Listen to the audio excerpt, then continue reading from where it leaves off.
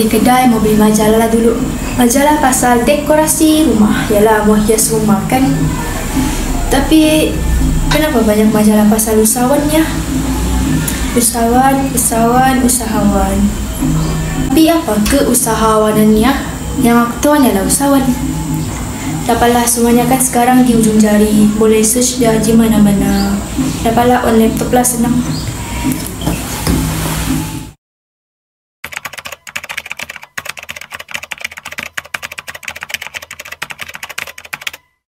Ini macam best tau, tengok inilah. Hi guys, welcome back to my channel. So today kita akan membincangkan tentang keusahawanan. Apa tu keusahawanan? Mesti ramai yang tidak tahu kan? So mari kita membincangkan konsep keusahawanan. Apabila membincangkan topik perniagaan, kita tidak dapat lari dari bercakap mengenai keusahawanan kerana keusahawanan adalah teras dan tunjang kepada perniagaan.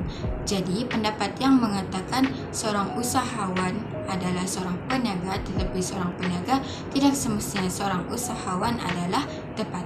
Keusahawanan dan pembentukan urus niaga baru penting bagi mencipta dan mengekalkan ekonomi yang sihat kerana ia mencipta peluang-peluang pekerjaan baru, menambah keupayaan ekspor negara dan pertumbuhan ekonomi.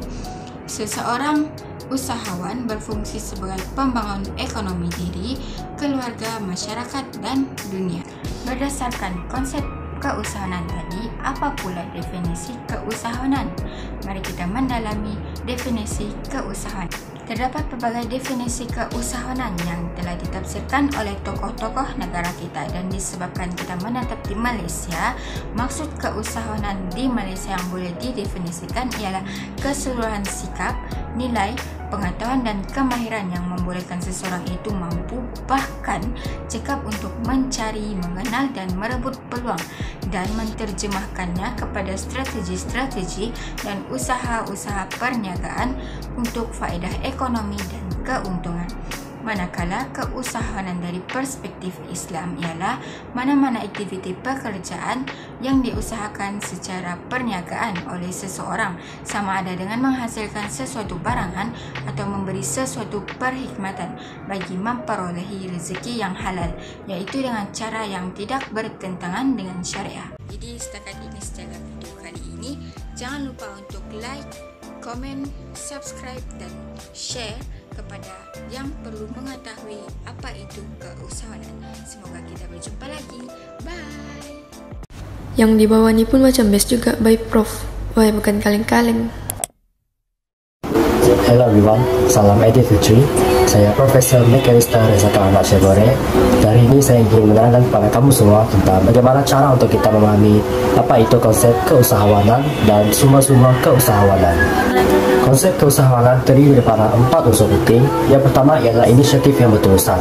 Usahawan perlu berwawasan dan mempunyai pemikiran ide yang bernas dan logik dalam mencipta atau melakukan pembaharuan suatu produk yang mereka ingin jual agar boleh memenuhi keperluan masyarakat. Yang kedua ialah berani mengambil risiko. Ini bermaksud kepada berani menanggung risiko akibat ketidaktentuan permintaan produk yang dikeluarkan, sama ada terlalu banyak ataupun terlalu kurang. Yang ketiga ialah mendapat jaminan pelanggan yang positif. Ini bermaksud kepada keuntungan yang diperoleh setelah mengambil kira belanja operasi dan risiko yang munasabah.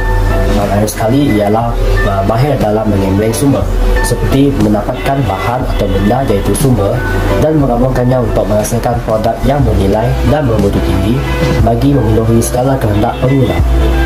Seterusnya, kita akan memfokuskan kepada sumber-sumber keusahawanan. Actually ada banyak sumber keusahawanan ni, but as for today, saya hanya fokuskan kepada 4 saja. Itu yang pertama ialah tanah. Ini adalah basic di mana semua usahawan perlukan tanah sebagai tapak untuk mereka menjalankan kegiatan keusahawanan mereka lah. Yang kedua ialah teknologi, di mana yang merupakan elemen yang penting dalam dunia keusahawanan. Teknologi ini dia ialah kaedah operasi pemprosesan yang membolehkan usahawan menghasilkan produk atau perkhidmatan mereka dengan lebih mantap lah.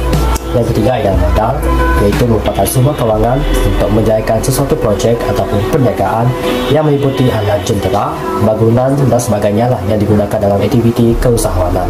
Yang terakhir sekali ialah maklumat. Maklumat berfungsi sebagai pengetahuan atau ilmu yang membantu usahawan dalam merancang, mengelola, dan melaksanakan aktiviti perniagaan mereka dengan lebih berkesan. Itu sahaja daripada saya. Saya harap semua poin-poin yang saya kongsikan kamu orang tadi dapat membantu kamu orang. Sekian, terima kasih. Stay safe and take care.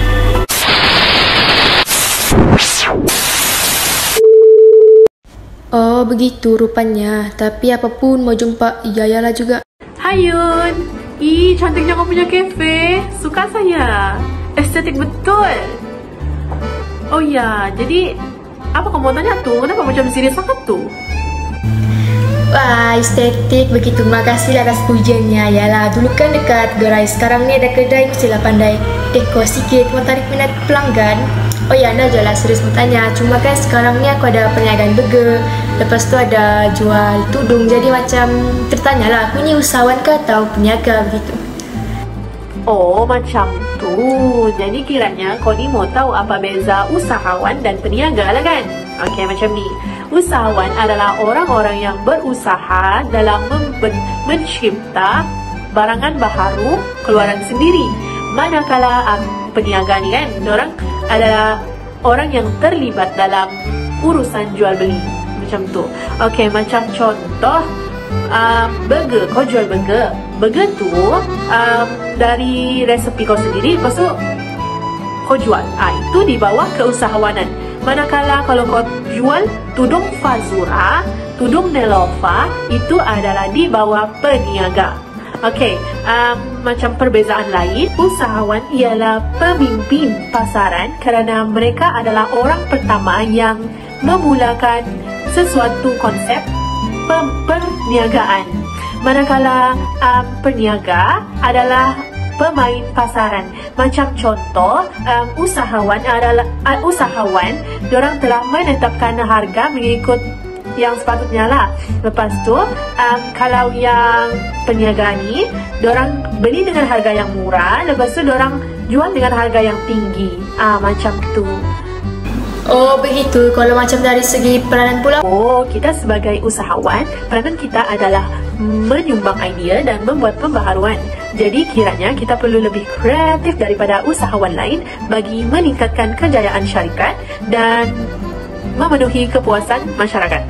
Selain itu, usahawan berperanan dalam menawarkan peluang pekerjaan. Macam kau ni, kau punya kafe kan Yun, memberi peluang pekerjaan kepada penduduk setempat. Jadi ini dapat kurangkan pengangguran semasa. Tapi kejap Yun, mau tanya, kenapa tiba-tiba kau pilih keusahawanan sebagai kerjaya kau? Bukan dulu kau cakap kau mau jadi polis kah? Ya, memang dulu minat dalam badan beruniform, tapi mungkin bukan rezeki lah kan dekat sana. Tapi okey, apa jadi usahawan ni? Perniagaan yang kita bina ni boleh dilakukan dalam jangka masa yang panjang.